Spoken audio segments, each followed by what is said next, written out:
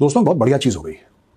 अब जब मैं आपको बताऊंगा आपको मन में डाउट आएगा कि बढ़िया चीज कैसे हो गई, ये तो गलत चीज है, ये तो खराब चीज है। नहीं, अगर आप लॉन्ग टर्म देखें तो बहुत ही शानदार चीज हुई है। बात यह है कि बांग्लादेश में जो हिंदुओं के खिलाफ नफरत है, जिस तरीके से दीपू चंद्र दास को जिंदा जलाया गया और बाकी सारी की सारी चीजें, 7-8 हिंदुओं के घर जला दिए, एक और हिंदू को मार दिया, सम्राट को, उसका नाम सम्राट भी था, उसका मोंडाल करके, Amrit Mondal I think his name was, फिर उसको सम्राट भी बोलते थे उसको भी।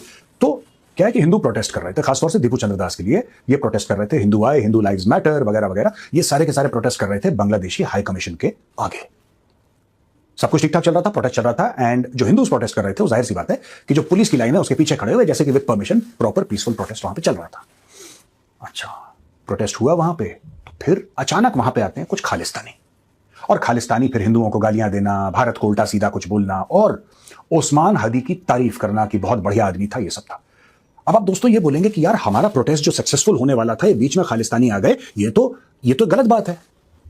नहीं दोस्तों, गलत बात नहीं है, बिल्कुल सही बात है, और आज मैं समझाऊंगा इस वीडियो में क्यों सही बात है। देखिए, अभी तक लोगों को यह पूरा शक था कि खालिस्तानियों के जो बाप हैं वो पाकिस्तानी हैं, आईएसआई इनको पैसा देती है और ये अपनी जो वहां पे उबर चलाते, ये खालिस्तानी काम तो यही करते हैं ना दोस्तों, इनको they don't have very technical skills. आपने कभी सुना है खालिस्तानी डॉक्टर या खालिस्तानी इंजीनियर? नहीं, ये सारे के सारे वही काम करते हैं।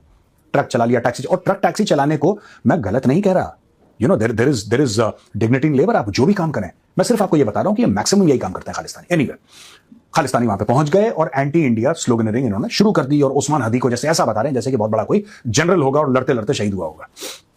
इससे अब हुआ यह है कि लोगों को एक चीज क्लियर हो गई है कि खालिस्तान, अच्छा पहले भी लोगों को पता था, लेकिन अब क्योंकि यहां पे तीसरी पार्टी, देखिए आप इंडियन हाई कमीशन के सामने आप प्रोटेस्ट करें तो चलिए लोग ये कहते हैं कि नहीं साहब, इनका कोई पॉलिटिकल मैटर होगा जिसकी वजह से ये दुखी होंगे, जिसकी वजह से ये लोग प्रोटेस्ट कर रहे हैं। तो गोरा भी एक समय पे समझता था, अब नहीं समझता गोरा। अब तो पता लग गया कि चोटे हैं सारे के सारे खालिस्तानी, लेकिन एक जमाने में गोरा समझता था और गोरा इनको अकोमोडेट करता था।